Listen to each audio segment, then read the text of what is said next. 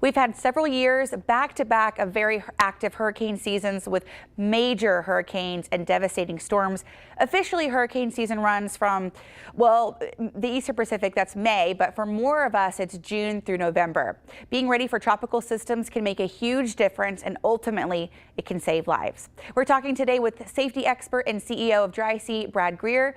Brad, we want to know how we can stay safe and be prepared for hurricane season. We live closer to the coast in Houston. And a little bit of a backstory: in Harvey, our house had not flooded in 50 years. It did in Harvey.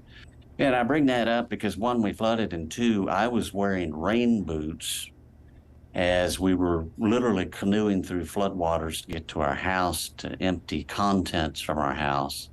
I ended up with a staph infection, had to go to the emergency room and take a antibiotic drip so that I could heal. And it's a great lesson because rain boots will not solve the problem in floodwaters. As we know, in Texas, hunters and people that fish wear waders, and they're rain boots that start as boots, but they continue up your legs and up to your torso. So you need that item if there are serious and deep floodwaters that you're walking through for any reason. Yeah, so it sounds like you've lived this firsthand, so you know how important it is to stay safe and be prepared. And so when you are preparing for hurricane season, what are some of the things that we could do right now if you live along the coast to be prepared? Right. Always consider a generator. Obviously, if your house floods, you're going to be without electricity, power, and gas for any number of days. So if you can get your hands on a generator, that would be very, very smart.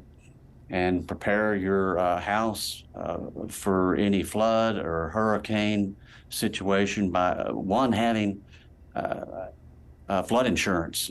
We need to remember that our homeowners insurance policies do not cover flood damage. So that's very, very important. It's also important to have a first aid kit in your home. And if you have a home with more than one level, have a first aid kit, at least one on each level.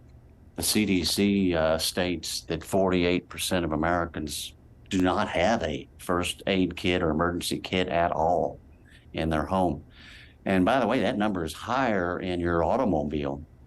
If there's rough weather, dangerous weather, hurricanes, a hurricane that's coming your way, have a first aid kit in your automobile, each automobile, and have it where it's reachable. Do not have it in your trunk. So if you do have to evacuate with loved ones, kids, pets, make sure, again, you have that first aid kit in your automobile. Brad, what's in your first aid kit? You showed us the first aid kit. What are some of the important things in there? Yeah, well, bandages, dressings, antiseptics, alcohol wipes, gauze, tweezers, again, the waders that we talked about, aspirin, any item that would help you care for a wound while you wait for emergency personnel. And these emergency first aid kits can be found at local retailers and, of course, Amazon as well. Yeah. Items too, Camille, that sometimes folks don't think about, which are, have fire extinguishers on hand. If there's flood water, that could cause an electrical fire in your home. In addition to that, also have headlamps, flashlights. Make sure those batteries are charged up.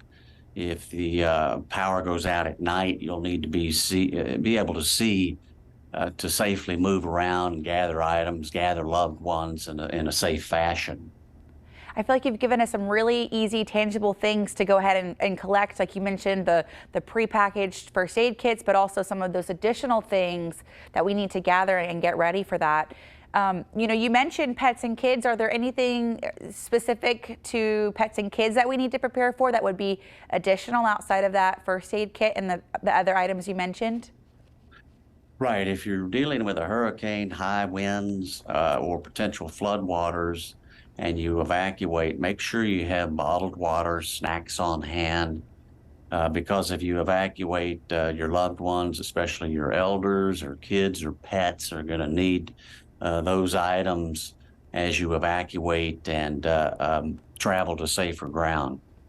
You know, there are other items too, Camille, you should also have on hand is have a portable phone battery charger in your car, in your home. If you lose power in your home, or if you're stranded in your vehicle and lose power in your car, have a portable phone charger for emergencies so you can contact emergency personnel.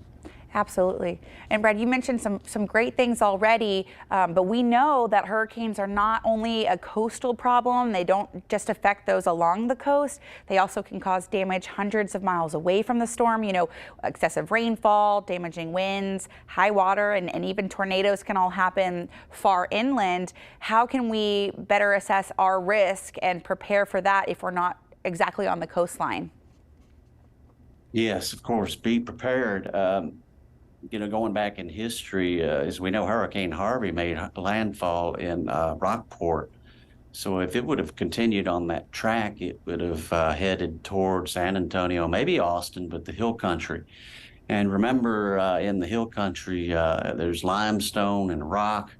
So the water, it takes time for it to absorb in the ground. So if Harvey would have hit San Antonio, it would have been a cataclysmic flood problem for San Antonio and the hill country. Flash floods would have filled creeks and rivers almost instantaneously, and be prepared for that and then travel to safe ground. Harvey dumped 1.2 trillion gallons of water in southeast Texas, and that's a lot of water. So we need to be prepared that things can get very bad very quickly. Absolutely. And, you know, are there things that we can do that maybe we're not evacuees ourselves, but there are people that are displaced from their homes, maybe we're a little bit farther inland. Are there things that we can do to prepare for those people that may be coming to our cities that need help? Absolutely. And we learned this ourselves.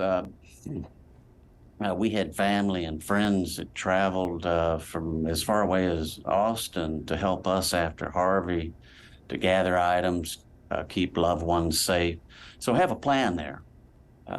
If you live in Central Texas or Waco and you've got friends or family in Fort Worth or another place not in the line of a particular storm, have a plan and have those folks ready to come render aid and help and assist you and your loved ones in the path of the storm in the event that it happens. I think, you know, staying safe no matter the type of severe weather, all of these ideas and habits that you've mentioned, it transcends just hurricane preparedness, and it can be for any type of severe weather. And so I really want to thank you for your time, Brad, and giving us all this great information on how we can really be prepared for any kind of incoming storms and bad weather that we need to have first aid kits for, and just have all these good tools and even just the conversation of being aware of having a plan for those that may have come into your city. So I really want to thank you so much. Yeah, Camille, and if I may add a couple of more items. Absolutely. We want to know all the Uh, good stuff. yeah, whether it's we're spending holiday at a local lake, or go to the coast and swim in the ocean, there are many pathogens that you have to deal with. There's a bacteria called duck itch. There's febro.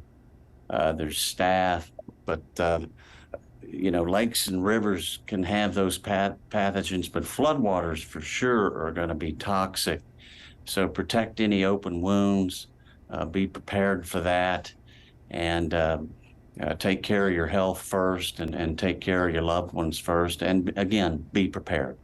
Absolutely. I like that you mentioned everybody, and then you put a nice little bow on that is be prepared, have a plan, have the tools, all of those things. So thank you, Brad. I really appreciate it. Yes, thank you, Camille. And if you guys want a deep dive on what hurricane season is and how you can expect the upcoming year, check out our other episode of Degrees of Science called Hurricane Season. That's with Chief Meteorologist Brady Taylor and meteorologist Sean Bellafury. Thank you guys so much for watching. Hope you got some good information, and we'll see you next week.